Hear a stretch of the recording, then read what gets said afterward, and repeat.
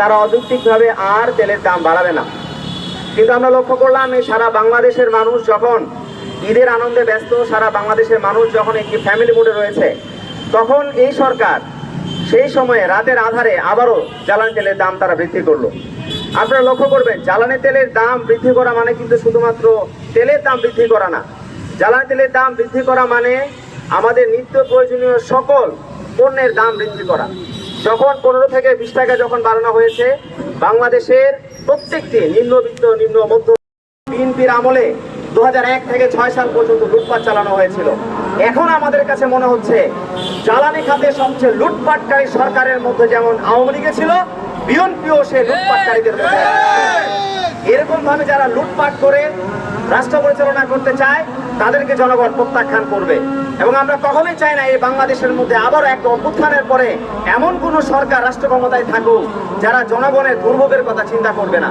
আমরা দেখতে পাচ্ছি না বর্তমানে আমাদের এই রাজনৈতিক সরকারের প্রধানমন্ত্রী তিনি পিআর ক্যাম্পেইন করছেন। আমাদের কাছে মনে হচ্ছে তার যে পদক্ষেপগুলো, তিনি যে লোক দেখানো পিআর সরকার, তারা আওয়ামী লীগের যে ফ্যাসিবাদী কাঠামো ছিল সেই কাঠামোর মধ্যে সরকার প্রতিস্থাপিত হয়েছে।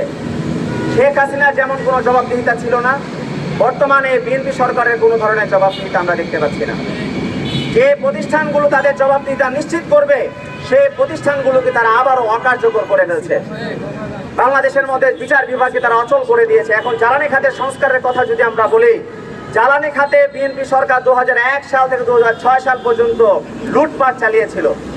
সেই লুটপাট তারা বর্তমানেও চালাচ্ছে। এখন তাদেরকে কে ধরবে? এই যে লুটপাটের সরকার, তারা যে লুটপাটের একটা স্বর্গরাজ্য আবারও কায়েম করতে চাচ্ছে, তাদেরকে জবাবদিহিতার আওতায় কে নিয়ে আসবে?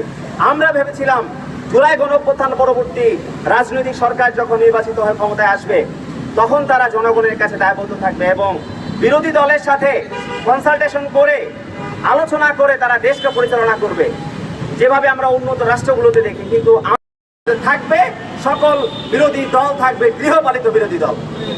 কিন্তু আমরা বেঁচে থাকতে এই বাংলাদেশের মধ্যে গৃহপালিত বিরোধী দলের ভূমিকায় আমরা কাউকে দেখতে চাই না। আমরা এই বাংলাদেশের মধ্যে জাতীয় পার্টির ভূমিকায় বর্তমান বিরোধী দলকে আমরা দেখতে চাই না। কিন্তু সরকার বর্তমানে যে পদক্ষেপ গ্রহণ করছে সেই পদক্ষেপের মাধ্যমে এটি স্পষ্টভাবে প্রমাণিত হয় যে সরকার আবারও শেখ হাসিনার মতো একটি কর্তৃত্ববাদী সরকারে পরিণত হতে চাচ্ছে। যারা কর্তৃত্ববাদী সরকার হিসেবে প্রতিষ্ঠিত হতে চায় তারা নব্য ফ্যাসিবাদ কায়েম করতে চায়। আমরা রক্ত দিয়েছি, জীবন দিয়েছি আবার আরেকটা কর্তৃত্ববাদী সরকারকে ক্ষমতায় দেখার জন্য নয়। এই সরকারকে ক্ষমতায় টিকিয়ে রাখা আমাদের কোনো দায়িত্ব নয়। সরকার যখন জনগণের জন্য কাজ করবে আমরা বলবো বিএনপি সরকার বারবার দরকার। কিন্তু এই সরকার যদি জনগণের বিরুদ্ধে গিয়ে অবস্থান করে আমরা বলবো এই সরকারকে এখনই নামানো দরকার। সুতরাং